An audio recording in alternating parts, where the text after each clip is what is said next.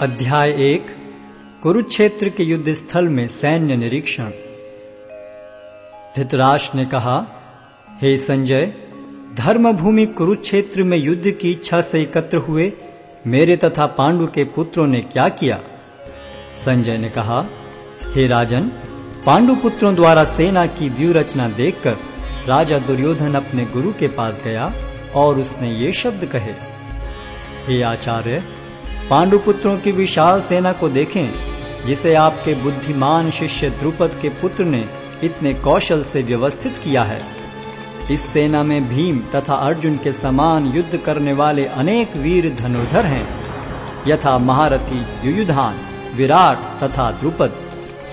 इनके साथ ही धृष्टकेतु, चेकितान, काशीराज, पुरुजित, कुंतीभोज तथा शैब्य जैसे महान शक्तिशाली योद्धा भी हैं। पराक्रमी युधामन्यु, अत्यंत शक्तिशाली उत्तमौजा, सुभद्रा का पुत्र तथा द्रौपदी के पुत्र, ये सभी महारथी हैं। किंतु हे ब्राह्मण श्रेष्ठ, आपकी सूचना के लिए मैं अपनी सेना के उन नायकों के विषय में बताना चाहूंगा जो मेरी सेना को संचालित करने में विशेष रूप से निपुण हैं। मेरी सेना में स्वयं आप, भीष्म, कर्ण, कृपाचार्य, अश्वत्थामा, विकर्ण तथा सोमदत्त का पुत्र भूरिश्रवा आदि हैं, जो युद्ध में सदैव विजयी रहे हैं। ऐसे अनेक वीर भी हैं जो मेरे लिए अपना जीवन त्याग करने के लिए उद्यत हैं। वे विविध प्रकार के हथियारों से सुसज्जित हैं और युद्ध विद्या में निपुण हैं। हमारी शक्ति अपरिमेय है और हम सब पितामह द्वारा भली भांति संरक्षित हैं, जबकि पांडवों की शक्ति भीम द्वारा भली भांति संरक्षित होकर भी सीमित है। अतएव सैन्य व्यूह में अपने अपने मोर्चों पर खड़े रहकर आप सभी भीष्म पितामह को पूरी सहायता दें। तब कुरुवंश के वयोवृद्ध परम प्रतापी एवं वृद्ध पितामह ने सिंह गर्जन किसी ध्वनि करने वाले अपने शंख को उच्च स्वर में बजाया, जिससे दुर्योधन को हर्ष हुआ। तत्पश्चात शंख, नगाड़े, बिगुल, तुरही तथा सिंह सहसा एक साथ बज उठे। वह समवेत स्वर अत्यंत कोलाहलपूर्ण था। दूसरी ओर से श्वेत घोड़ों द्वारा खींचे जाने वाले विशाल रथ पर आसीन कृष्ण तथा अर्जुन ने अपने अपने दिव्य शंख बजाए। भगवान कृष्ण ने अपना पांचजन्य शंख बजाया, अर्जुन ने देवदत्त शंख तथा अति भौजी एवं अति मानवीय कार्य करने वाले भीम ने पौंड्र नामक भयंकर शंख बजाया। हे राजन, कुंती पुत्र राजा युधिष्ठिर ने अपना अनंत विजय नामक शंख बजाया तथा नकुल और सहदेव ने सुघोष एवं मणिपुष्पक शंख बजाए। महान धनुर्धर काशीराज, परम योद्धा शिखंडी, धृष्टद्युम्न, विराट, अजय सात्यकी, द्रुपद, द्रौपदी के पुत्र तथा सुभद्रा के महाबाहु पुत्र आदि सबों ने अपने अपने शंख बजाए। इन विभिन्न शंखों की ध्वनि कोलाहल पूर्ण बन गई, जो आकाश तथा पृथ्वी को शब्दायमान करती हुई धृतराष्ट्र के पुत्रों के हृदय को विदीर्ण करने लगी। उस समय हनुमान से अंकित ध्वजा लगे रथ पर आसीन पांडु पुत्र अर्जुन अपना धनुष उठाकर तीर चलाने के लिए उद्यत हुआ। हे राजन, धृतराष्ट्र के पुत्रों को व्यूह में खड़ा देखकर अर्जुन ने श्री कृष्ण से ये वचन कहे।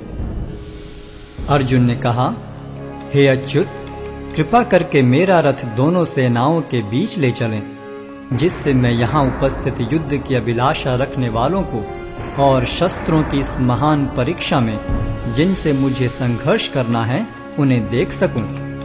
मुझे उन लोगों को देखने दीजिए जो यहां पर धृतराष्ट्र के दुर्बुद्धि पुत्र दुर्योधन को प्रसन्न करने की इच्छा से लड़ने के लिए आए हुए हैं। संजय ने कहा, हे भरतवंशी, अर्जुन द्वारा इस प्रकार संबोधित किए जाने पर भगवान कृष्ण ने दोनों दलों के बीच में उस उत्तम रथ को लाकर खड़ा कर दिया। भीष्म, द्रोण तथा विश्व भर के अन्य समस्त राजाओं के सामने भगवान ने कहा कि हे पार्थ, यहां पर एकत्र सारे कुरुओं को देखो। अर्जुन ने वहां पर दोनों पक्षों की सेनाओं के मध्य में अपने चाचा ताऊओं, पितामहों, गुरुओं, मामाओं, भाइयों, पुत्रों, पौत्रों, मित्रों, ससुरों और शुभ चिंतकों को भी देखा। जब कुंती पुत्र अर्जुन ने मित्रों तथा संबंधियों की इन विभिन्न श्रेणियों को देखा तो वह करुणा से अभिभूत हो गया और इस प्रकार बोला।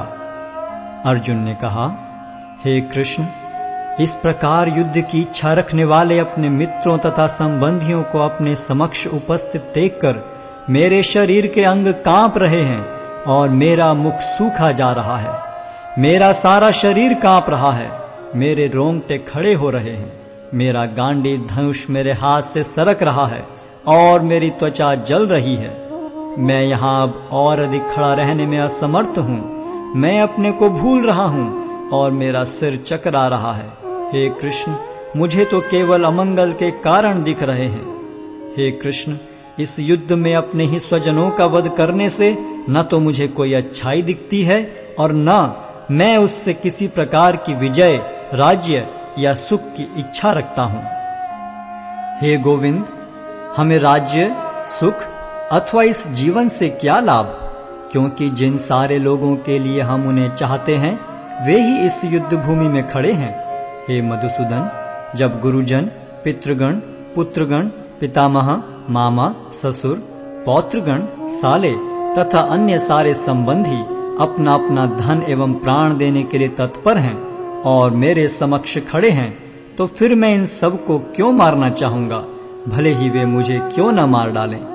हे जीवों के पालक, मैं इन सबों से लड़ने को तैयार नहीं, भले ही बदले में मुझे तीनों लोग क्यों न मिलते हों। इस पृथ्वी की तो बात ही छोड़ दें। भला धृतराष्ट्र के पुत्रों को मारकर हमें कौन सी प्रसन्नता मिलेगी। यदि हम ऐसे आतताइयों का वध करते हैं तो हम पर पाप चढ़ेगा। अतः यह उचित नहीं होगा कि हम धृतराष्ट्र के पुत्रों तथा उनके मित्रों का वध करें। हे लक्ष्मीपति कृष्ण, इससे हमें क्या लाभ होगा और अपने ही कुटुंबियों को मारकर हम किस प्रकार सुखी हो सकते हैं। हे जनार्दन, यद्यपि लोक से अभिभूत चित्त वाले ये लोग अपने परिवार को मारने या अपने मित्रों से द्रोह करने में कोई दोष नहीं देखते, किंतु हम लोग जो परिवार के विनष्ट करने में अपराध देख सकते हैं, ऐसे पाप कर्मों में क्यों प्रवृत्त हों। कुल का नाश होने पर सनातन कुल परंपरा नष्ट हो जाती है और इस तरह शेष कुल भी अधर्म में प्रवृत्त हो जाता है। हे कृष्ण, जब कुल में अधर्म प्रमुख हो जाता है तो कुल की स्त्रियां दूषित हो जाती हैं और स्त्रीत्व के पतन से हे वृष्णिवंशी अवांछित संतानें उत्पन्न होती हैं। अवांछित संतानों की वृद्धि से निश्चय ही परिवार के लिए तथा पारिवारिक परंपरा को विनष्ट करने वालों के लिए नारकीय जीवन उत्पन्न होता है। ऐसे पतित कुलों के पुरखे गिर जाते हैं, क्योंकि उन्हें जल तथा पिंडदान देने की क्रियाएं समाप्त हो जाती हैं। जो लोग कुल परंपरा को विनष्ट करते हैं और इस तरह अवांछित संतानों को जन्म देते हैं, उनके दुष्कर्मों से समस्त प्रकार की सामुदायिक योजनाएं तथा पारिवारिक कल्याण कार्य विनष्ट हो जाते हैं। हे प्रजापालक कृष्ण, मैंने गुरु परंपरा से सुना है कि जो लोग कुल धर्म का विनाश करते हैं वे सदैव नरक में वास करते हैं। ओहो, कितने आश्चर्य की बात है कि हम सब जघन्य पाप कर्म करने के लिए उद्यत हो रहे हैं। राज्य सुख भोगने की इच्छा से प्रेरित होकर हम अपने ही संबंधियों को मारने पर तुले हैं। यदि शस्त्रधारी धृतराष्ट्र के पुत्र मुझ निहत्थे तथा रणभूमि में प्रतिरोध न करने वाले को मारें तो यह मेरे लिए श्रेयस्कर होगा। संजय ने कहा, युद्ध भूमि में इस प्रकार कहकर अर्जुन ने अपना धनुष तथा बाण एक ओर रख दिया और शोक संतप्त चित्त से रथ के आसन पर बैठ गया।